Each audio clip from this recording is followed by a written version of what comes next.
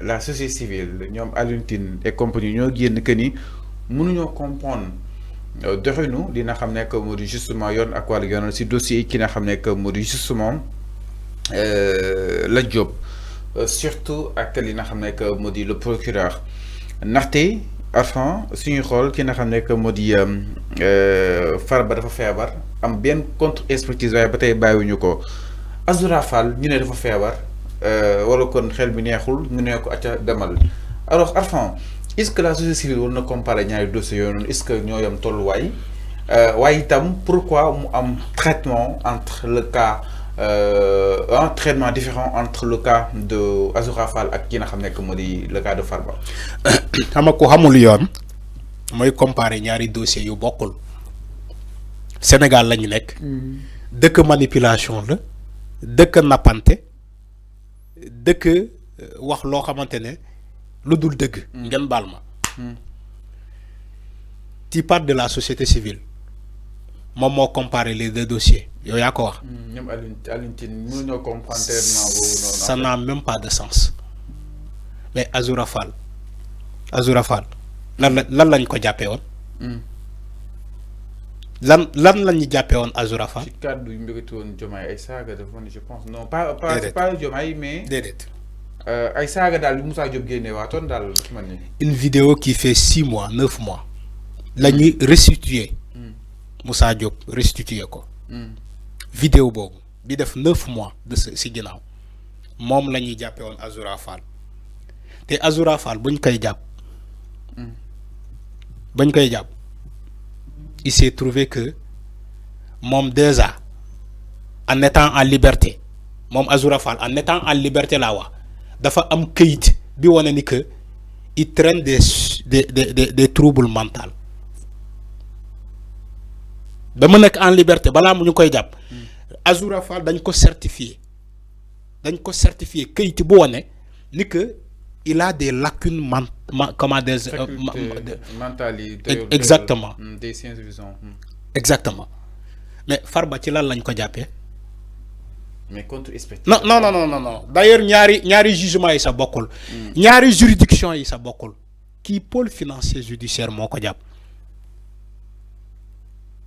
qui est une juridiction de privilège. Nakul nit ku ne lay top.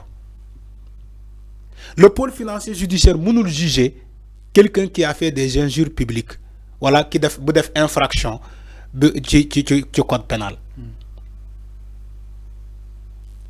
Voilà, juridiction ordinaire yi ñu wara juger.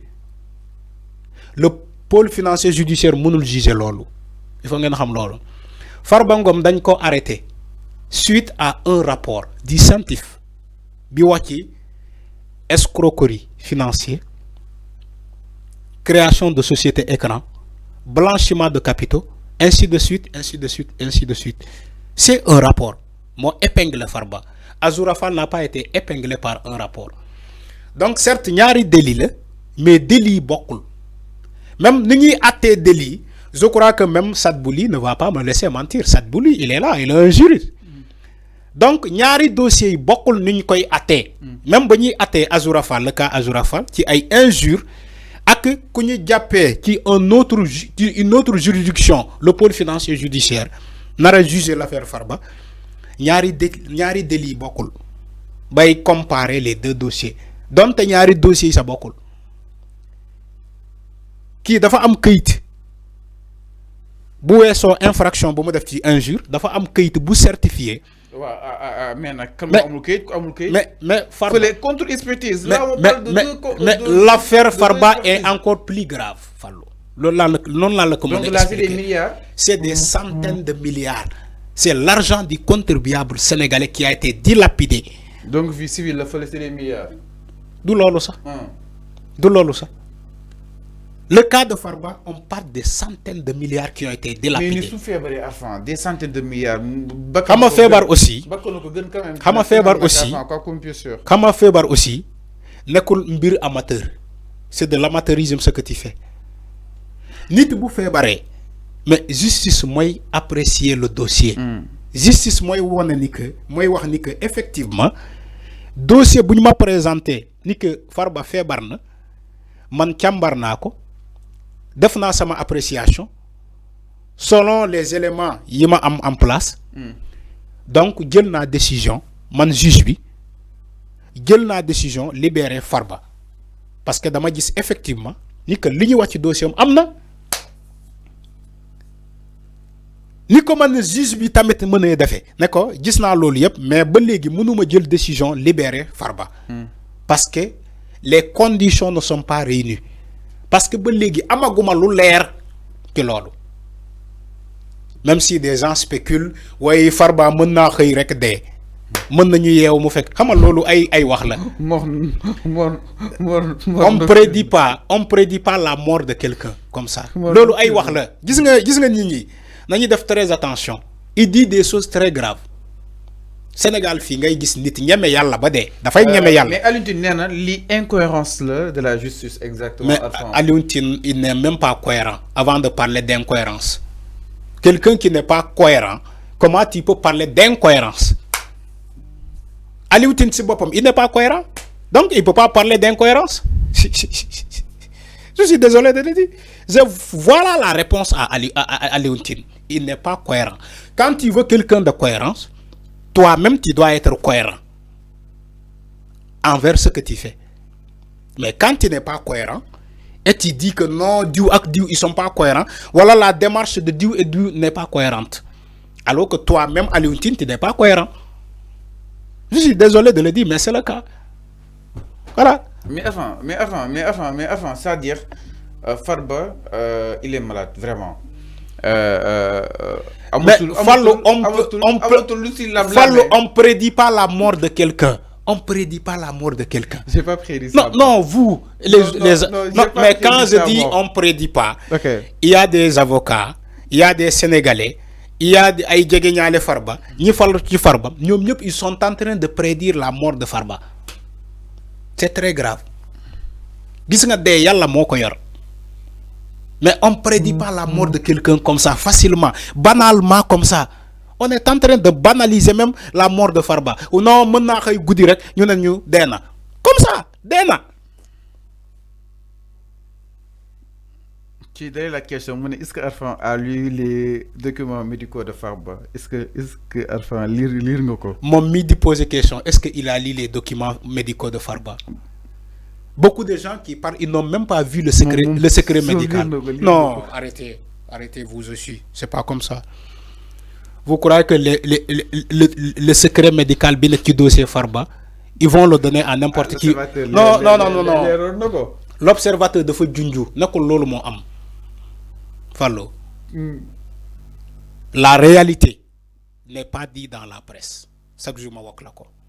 Akum mënta doon. La réalité n'est pas dit dans la presse. Nit ku ne war na moytu. Une question ne se répond pas une question. Ouais, d'accord, je suis désolé. Voilà, je suis désolé. Non, je l'ai pas. Non, tu sais, c'est des secrets médicaux. Alors, des secrets médicaux, on ne le donne pas à n'importe qui. Même la presse, il y aura le fondamentaux de ce qui existe vraiment dans cette contre-expertise. Amul. Képp ku taxaw ci presse mu ne la justice bi jox na ma man lire naa ko c'est faux ne ko man Arfan ma ne dama day fen amul c'est des spéculations ay njort la ay njort parfois dara rëcc mu senn après nee na jox ko numéro dina la ko partager non dama ne parfois ay dara rëcc mu senn nit ñi for yóbbu ko ci presse. Alors ñu continuer ñu avancer. Mais pour carrément yalla bu ma envoyer li ma yor parce que man amna lu ma yor tamit je sais que il va m'envoyer lo xamantene ma yor nako déjà mais man je le considère pas duma tok ci plateau di neen voilà secret médical lolu boko défé buñ la convoquer buñ la né foko jëlé man je reste professionnel suma ko joxé sama numéro yalla bu ma envoyer lu ma yor déjà parce que man du n'importe quel document lay tog fi dina sénégalais voilà le secret médical de Farba voilà tel et tel fi amna lu mayor mais dama tok fi diko wax buguma ñu convoquer ma ci ay diffamation wala ñu ma recel de documents administratifs foko jëlé kan mo la ko jox C'est pas comme ça que les choses fonctionnent. Alors. On reste professionnel. C'est pas comme ça. Même si je suis mon numéro, si je envoyé de ma détailler, je ne vais pas le faire. Mes téléspectateurs. Non, c'est pas comme ça qu'on fait. Est-ce que c'est un document autorisé à des gens qui ont un plateau de code détaillé? C'est un secret médical quand même. Alors, amna contre-expertise. Même si vous avez document bi, bu yalla defé ba kenen envoyé la ko, dang koy garder soigneusement, nga lire nga am ci ay informations. Alors, mais je ne vais pas venir ici divulguer ce qui se passe quand même. C'est pas professionnel du tout.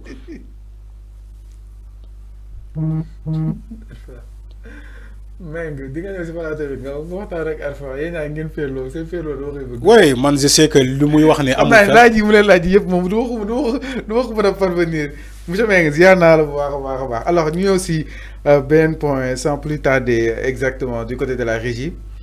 Alors régie, vous êtes prêts? Enfin ñu daal di ñëw si point li nga xam ne comme justement Toussaint Manga. ay xaabaabal de. Toussaint